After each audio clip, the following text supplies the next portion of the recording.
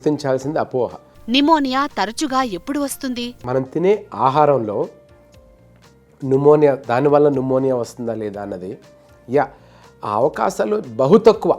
అంటే ఒక ఫుడ్ వలన వచ్చినటువంటి న్యూమోనియా, ఒక ఫుడ్ వలన వచ్చినటువంటి ఇన్ఫెక్షన్స్ చాలా చాలా చాలా చాలా తక్కువ.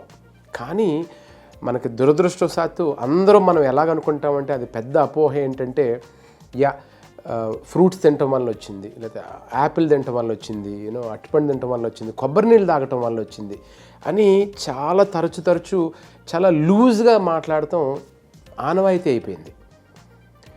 సో ఇక్కడ మనం గమనించాల్సింది ఏంటంటే fruits is a very big source of vitamins and minerals.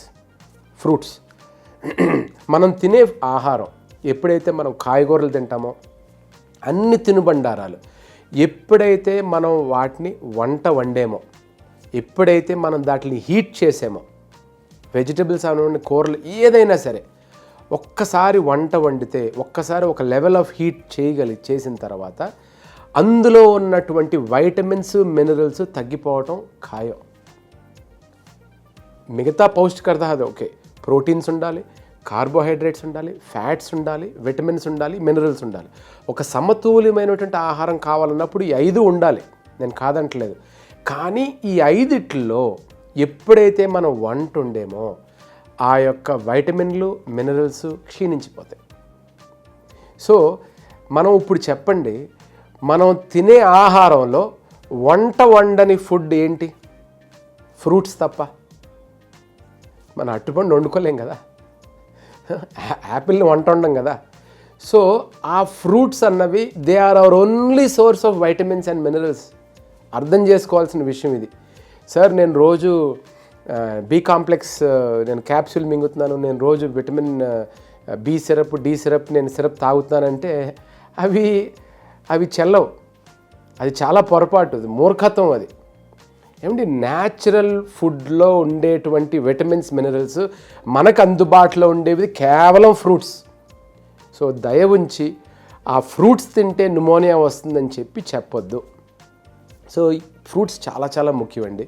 అన్ని ఫ్రూట్స్ ముఖ్యమే, ఏ ఫ్రూట్ అయినా తినచ్చు. కానీ ఒక చిన్న రైడర్ ఏంటంటే కొన్ని ఫ్రూట్స్ కొంతమందికి ఎలర్జీ ఉండడం సహజం, కానీ బహు తక్కువ, లెస్ దెన్ 1%. వాళ్ళకి అరటిపండు తిన్నప్పుడు ప్రతిసారి దగ్గు వస్తుందంటే ఓకే, మానేయండి. సార్ నేను పలానా వస్తువు తిన్నప్పుడు ప్రతిసారి దగ్గు వస్తుంది ఫ్రూట్ అంటే అది మానేసేయండి, తప్పంటలేదు. కానీ ఎవరో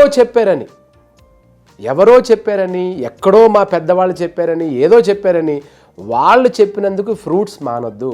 ఇన్ఫ్యాక్ట్ ఇంకొక పాయింట్ ఏంటంటే, మీకు వైరల్ ఇన్ఫెక్షన్ వచ్చినప్పుడు the only best medicine for viral infection is vitamins and minerals and good immunity.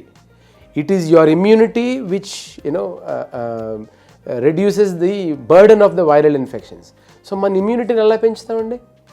మన ఇమ్యూనిటీ బాగుండాలి, మన వైరల్ ఇన్ఫెక్షన్స్ తగ్గాలంటే కంపల్సరీగా ఫ్రూట్స్, వెజిటబుల్స్ అండ్ ఫ్రూట్స్ తినాలి.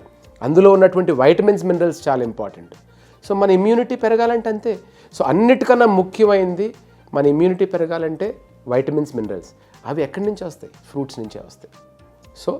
సో ఇది చాలా చాలా ముఖ్యం. సో అది అపోహ. వర్షంలో తడిస్తే నిమోనియా వస్తుందా?